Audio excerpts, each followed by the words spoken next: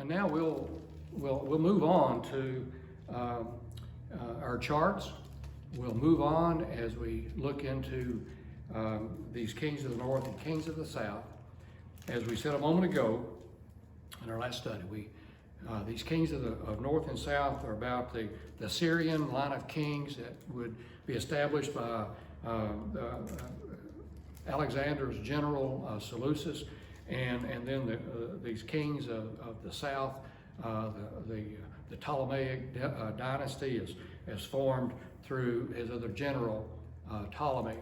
The other two generals were much lesser in terms of their power, and these two rise to become the dominant players in the world following Alexander. And when we look at Palestine, we look at the Jewish people and how they're caught between these two kingdoms, between this Seleucid dynasty there in Syria and this Ptolemaic dynasty in Egypt, and how they're kind of caught right in between them.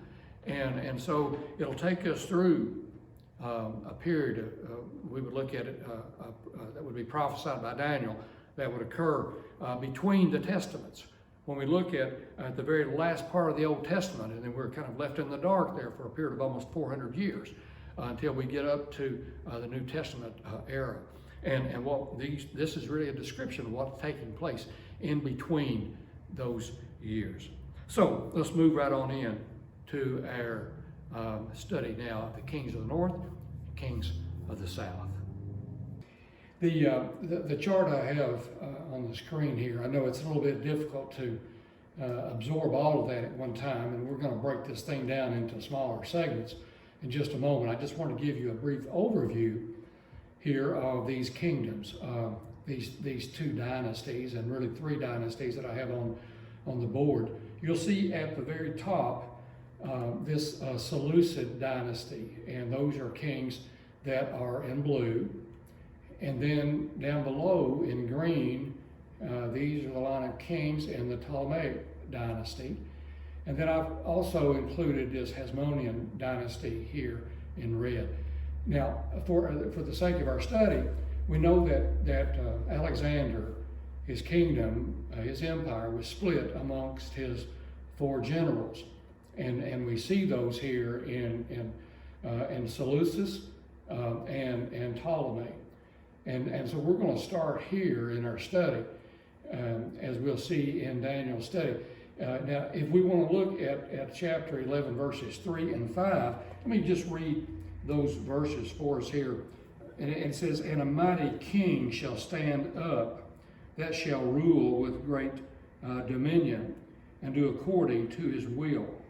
And when he shall stand up, his kingdom shall be broken, and shall be divided toward the four winds of heaven. And not to his posterity, nor according to his dominion, which he ruled for his kingdom, shall be plucked up, even for others beside those.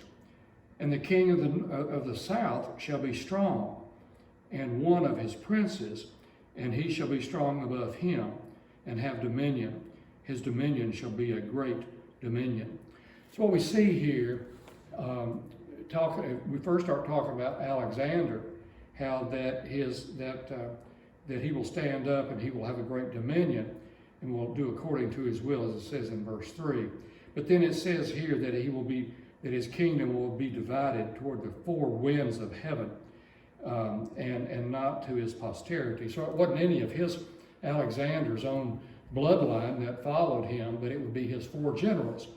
And we know that happened as we look back through history. And it says here that when we look at verse 3, it says the king of the south, which is Ptolemy. At first, he was the stronger king, stronger than Seleucus. And in fact, he helped Seleucus to gain control there in Syria. Ptolemy has been given Egypt, and Seleucus has the area around Syria. But Seleucus was a little bit weaker, and Ptolemy helped him gain strength. But then later on, Seleucus became the stronger of the two. And that's what we see there in verse 3, when it says, "And the king of the south shall be strong, and one of his princes," which would be Seleucus, and he shall be strong above him. So Seleucus would eventually be stronger than Ptolemy and have dominion. His dominion shall be a great dominion. So that introduces our study, you might say, of the kings of the north and the kings of the south. Now what I'm going to do, I'm going to put another slide on our screen, and we're going to look at these first 4 kings in the Seleucid dynasty and how they relate to these 3 kings here in the southern dynasty. And we'll look at that, we'll break that out and just look at that segment alone. Now you'll have this screen here that you can go back to for reference, because all these little numbers you see that I've got on the screen here, they relate down here below, and they'll tell more in detail what's really taking place. So first of all, let me go ahead and go to our next slide. And what we're seeing here now is an enlargement of that first portion, that leftmost part of the screen that we were just looking at. So here we go back and we see Seleucus, Syria, Ptolemy, and Egypt. And we just read those verses, chapter 11, 3 through 5, which kind of describe what happened between those two as they first got started. And all seems well, but then we get down, we move over here to this grandson, and we see here in this line, from when we move down to this generation or two below, we see some trouble starting to develop. We see that Ptolemy II, his half-brother, marries this woman from the northern kingdom, Laodice, and that trouble starts as a result of their marriage. You'll see that number 1 here, and you'll see over here, the half-brother marries Laodice, and problems begin. Now, if we look at number 2 over here, to try to calm the water, this king here, Ptolemy of the south, Ptolemy, he gives his daughter, Berenice, he gives her in marriage to Antiochus II in hopes of making peace. And if we look at Daniel 11, verse 6, let me read that. It says, and in the end of years they shall join themselves together, for the king's daughter of the south shall come to the king of the north to make an agreement. But she shall not retain the power of the arm, neither shall he stand, nor his arm. But she shall be given up, and they that brought her, and he that begat her, and he that strengthened her in these times. Now let's look. So what we see here happening, again, Ptolemy, the king of the south, he gives his daughter Berenice in marriage to Antiochus to try to calm the water. Okay, then things get really messed up, because then this king that has now married Berenice and they have children, well, he marries Laodice, who is most likely his sister, which they often did in those days to try to protect their bloodline. And so, and then when that happens, when he marries Laodice, Antiochus II here, he disregards Berenice and kind of pushes her back to onto the sideline. And now Laodice, she's got a lot of big plans. She wants to make sure that it will be her bloodline that will follow the throne, that will follow Antiochus II. So we look now then at number 4. We find our number 4 on the board over here. You'll see that Laodice then poisons her husband, Theos, making way for her son over here, Seleucus II, trying to make way for him. And now that's what verse 6 is talking about. You may want to go back and read verse 6 again, because all that's being talked about in verse 6. And then if we look at number 5, we see that Laodice now, after she poisons her husband and takes him out of the way, then she kills Berenice. Laodice then kills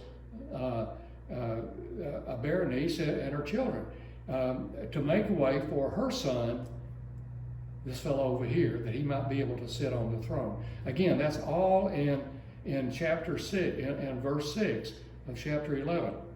And then again, Laodice kills Berenice and children, puts her own son on the throne.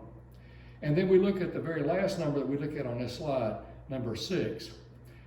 This Ptolemy III, who is in fact Berenice's brother, you see their relationship here, their father is Ptolemy. He takes revenge on Laodice. He kills Laodice.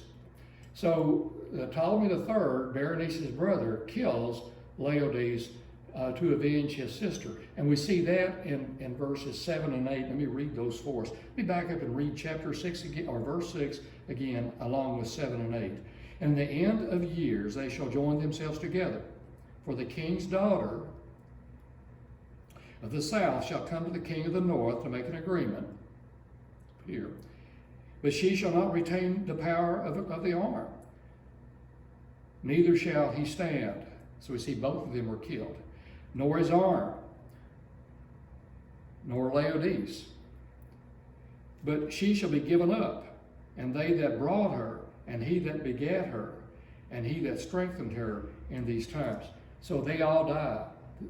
She dies, he dies, Berenice dies.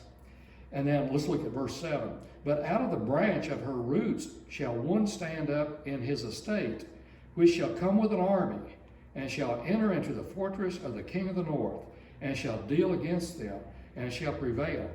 So this was Ptolemy, who's coming in, see, standing up for his sister, and brings an army against the north.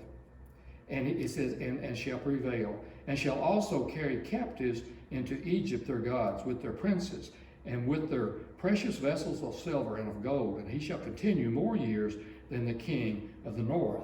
So now this fellow here, again, so he's going to live much longer. He's going to reign longer, you see. See, Antiochus here, he reigned till 246 BC, and Ptolemy III reigned until 222 BC. And so it says he shall continue more years than the king of the north. So again, so interesting how Daniel is given this picture of what's happening between these kings of the north and kings of the south. Now, I'm going to go ahead and let's go back and look once again at where we are on the big picture of things. So there we are. We've just looked at this portion here. We've looked at this little area here. Now we're going to go back and look at this middle section and follow along in Daniel's prophecy regarding that one. So let's take a look at that one. Now, if you look here, you'll see the same numbers. We're going to pick up 7 and 8, 9, 10, 11, 12, all the way down through 17. And we'll look only on this slide, we're going to look at 7 through 11. So what happens next? What's going to take place as we go on even further? Let's go on down the line. Now we're going to move down here to Antiochus III. He's called Antiochus the Great. And you see he started ruling in 222. Now, if we look at number 7 here, it says Antiochus goes to war in 218 BC. So Antiochus the Great is going to make war down here against Ptolemy IV. So let's look at that number 7. It says over here, Antiochus III, or Antiochus the Great, goes to war against Ptolemy in 218 BC. And then number 8, here it says, down here, Ptolemy IV, he retaliates in 217 BC, but he wins, but he doesn't complete the mission. So let's read those in chapter 11, verses 11 and 12, and see if we can see what's taking place in those between these two kings here. So those are verses 11 and 12. Let me read those. And it says, and the king of the south shall be moved with choler, and shall come forth and fight with him, even with the king of the north. And he shall set forth a great multitude, but the multitude shall be given into his hand. And in verse 12, and when he hath taken away the multitude, his heart shall be lifted up, and he shall cast down many 10,000s, but he shall not be strengthened by it. You see, even though he wins, when he retaliates, he doesn't really complete the mission. He doesn't completely subdue.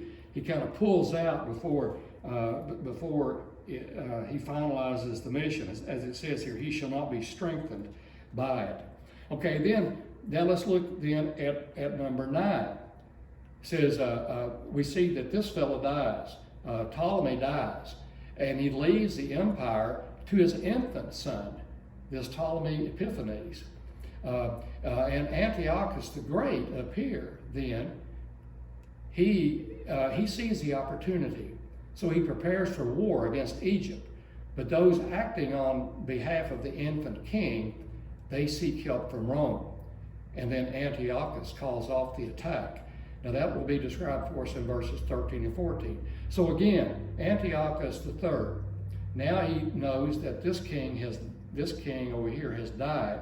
And so with this infant king now sitting on the throne, with handlers handling the affairs of Egypt, Antiochus sees an opportunity. So he prepares to go to war against Ptolemy IV, this infant king. But what happens here, the handlers of Ptolemy IV, this infant king, they seek help from Rome. They start getting help, and now Rome is starting to become a great power. And so Antiochus, when understanding that, then he calls off the attack. He understands that he won't be able to defeat Rome. So let's read those as verses 13 and 14. It says, for the king of the north shall return, and shall set forth a multitude greater than the former, and shall certainly come after certain years with a great army and with much riches. And in those times there shall many stand up against the king of the south. Also the robbers of thy people shall exalt themselves to establish the vision, but they shall fail, or they shall fall. And so that's what we see happening. History has told us what has taken place, but we see that it corresponds to what Daniel talked about in verses 13 and 14. Now let's move on to number 10 here. We see that the king now up here, Antiochus III, who now has been turned away from being able to take the southern kingdom here, of Ptolemy's kingdom, because of Rome. So he goes to plan B. He knows that this king here is a very young king. He's about 7 years old now at this time. And so Antiochus gives his young daughter, this young girl named Cleopatra. Now this is not the Cleopatra that we make movies about, but this king gives his daughter Cleopatra to this young boy. He's only 7 years old, and she's just a very young girl herself. And so they marry. And what he hopes is that as she grows up in this kingdom down here, as the wife of Ptolemy, that he will be able to, that she will stay true to him, and it will give him an inroads into this kingdom. And so we see that over here in this number 10 that we see here. But you know what happens is that when she grows up, she supports her husband. When they grow up together, she supports him along with Rome, and snubs her father. Let's look at that in verse 17. It said, he shall also set his face to enter with the strength of his whole kingdom, and upright ones with him. Thus shall he do, and he shall give the daughter of women, corrupting her, but she shall not stand on his side, neither before him. And so that's what we see happening with him giving his daughter Cleopatra, this king giving his daughter Cleopatra to marry Ptolemy.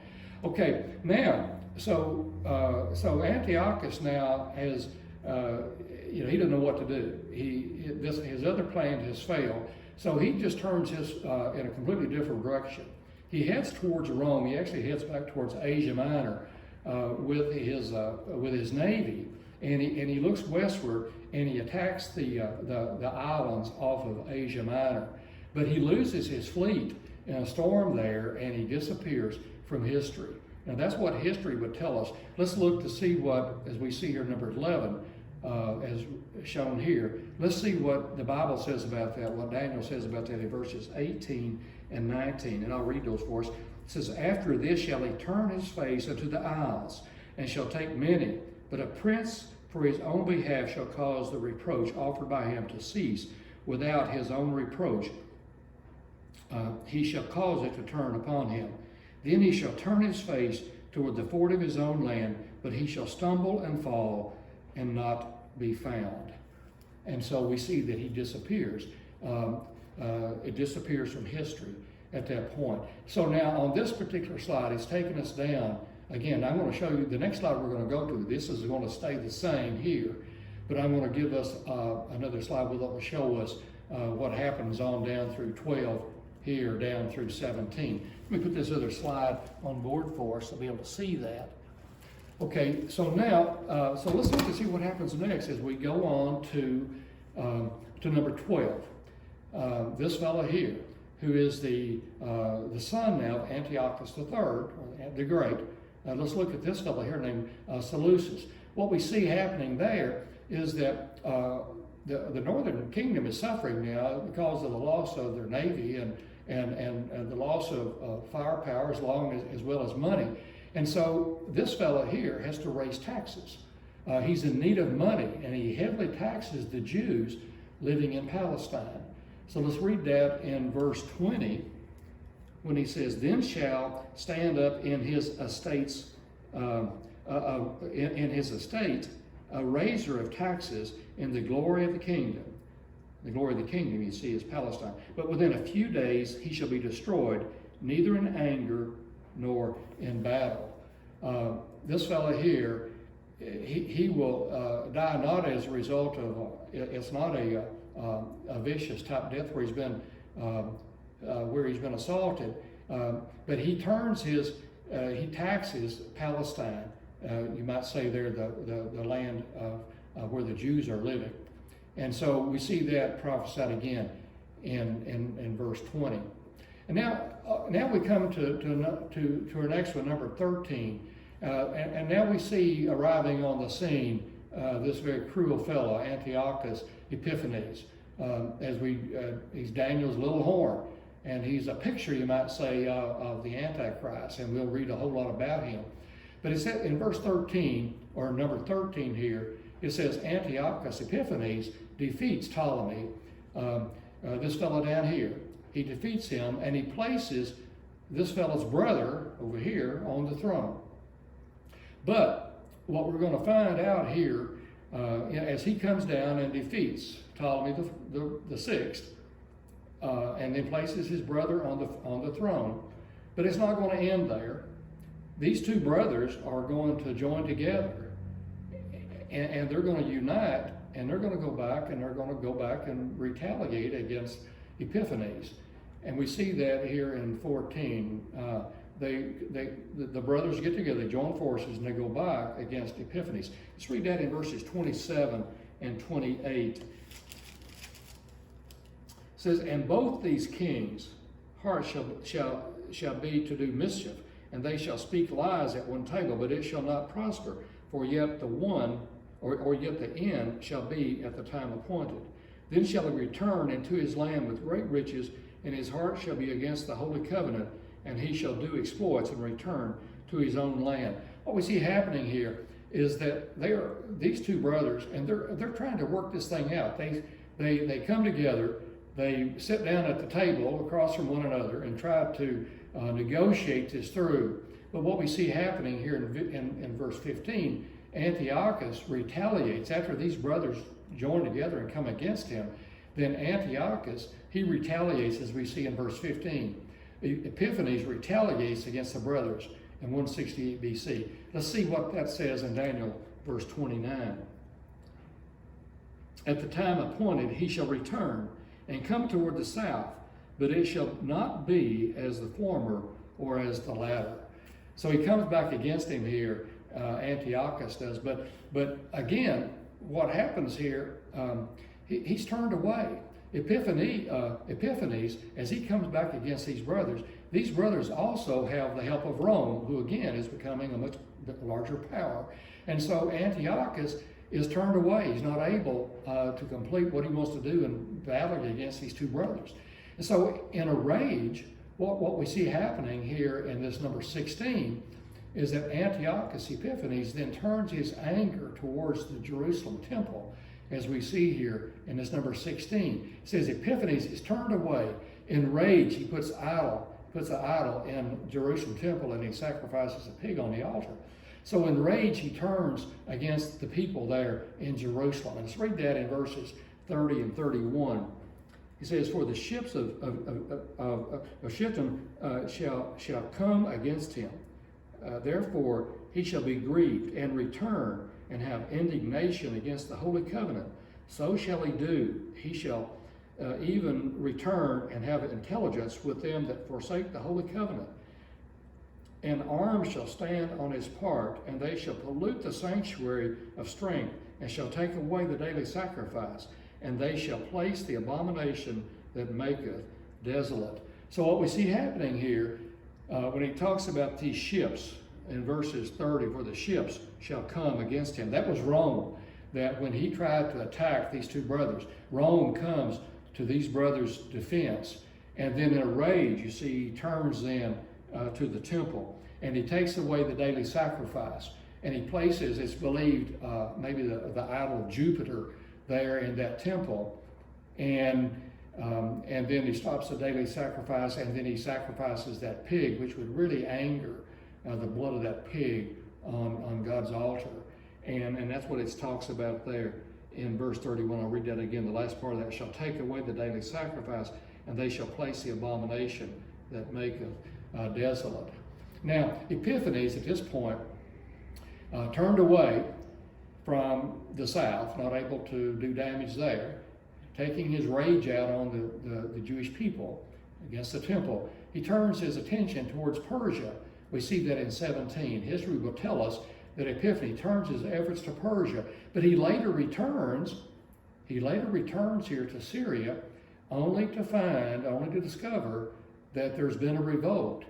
This, the Maccabean revolt, as we see here, in Mattathias and son Simon Maccabeus.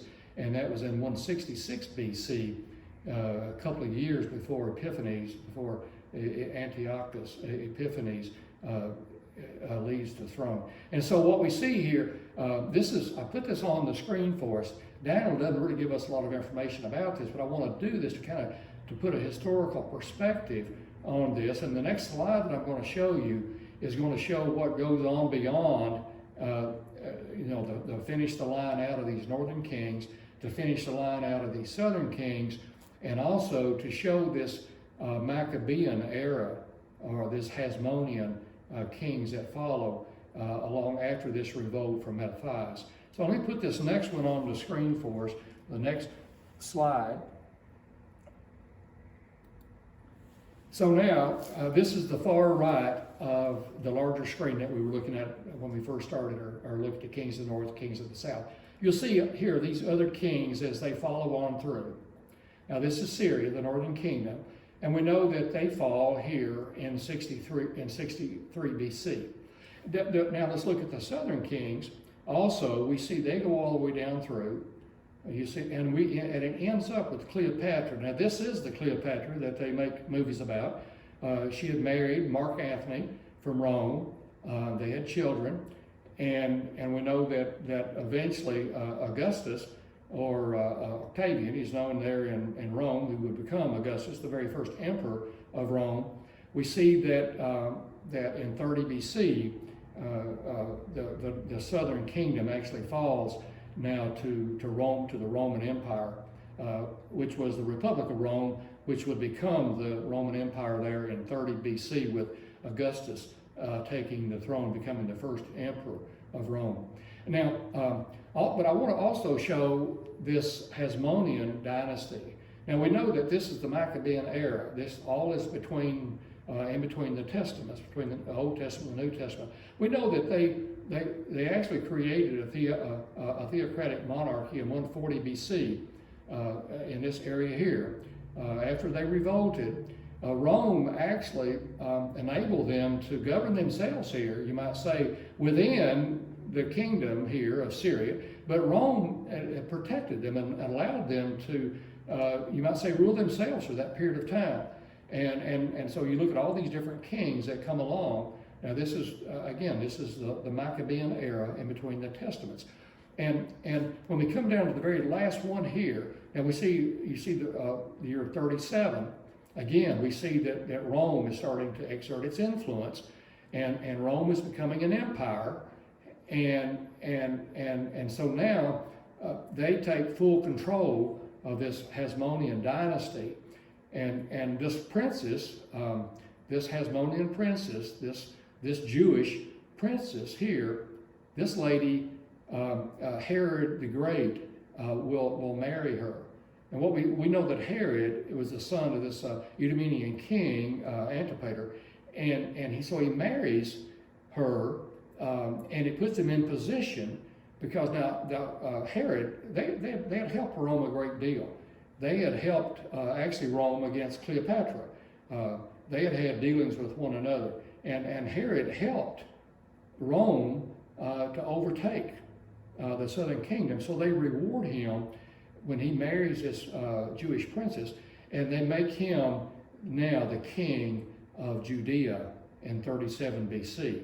And so it kind of brings us up now to the New Testament era. Even though this portion here, all this screen here, we don't really see that in Daniel's study. But I want to do that for the sake of just the historical perspective on this. Now we're going to continue on, and we're going to talk about the next few verses in a few moments as we look on down, because the remainder of chapter 11 really jumps ahead to futuristic events. We've seen a picture of Antichrist in Antiochus Epiphanes, but Daniel now is going to give his attention to end time events, things that we will look at in the latter days that we're still waiting for, in the time of the tribulation and the time of the Antichrist. So this will conclude this portion of the study of the kings of the north and kings of the south.